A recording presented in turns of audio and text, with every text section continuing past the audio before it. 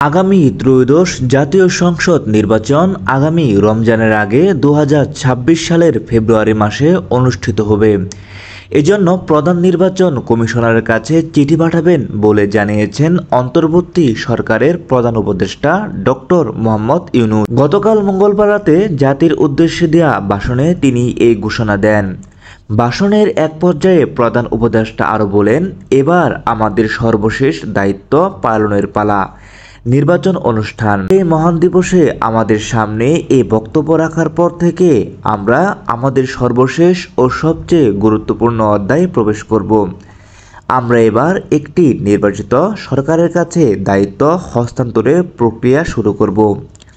অন্তর্বর্তী সরকারের পক্ষ থেকে আমি প্রধান নির্বাচন কমিশনারের কাছে চিঠি পাঠাবো যেন নির্বাচন কমিশন আগামী রমজানের আগে ২০২৬ সালের ফেব্রুয়ারি মাসে জাতীয় নির্বাচন অনুষ্ঠানের আয়োজন করে সুষ্ঠু, শান্তিপূর্ণ এবং উৎসবমুখর পরিবেশে নির্বাচনের জন্য সরকার সব ধরনের সাহায্য সহযোগিতা করবে জানিয়ে প্রধান উপদেষ্টা বলেন, এবারের নির্বাচন যেন আনন্দ উৎসবের দিক থেকে, শান্তি শৃঙ্খলার দিক থেকে, ভোটার উপস্থিতির দিক থেকে, সৌহার্দ্য ও আন্তরিকতার দিক থেকে দেশের ইতিহাসে স্মরণীয় হয়ে থাকে। সেজন্য মানসিক প্রস্তুতি ও প্রাতিষ্ঠানিক আয়োজন শুরু করব।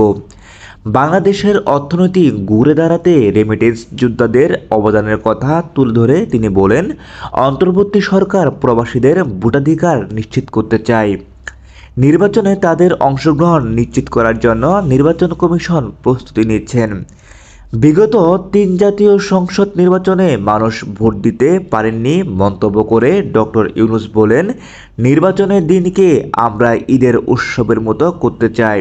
এবারের ভোটের আনন্দ থাকবে সবার মধ্যে। আপনারা সবাই বাচ্চা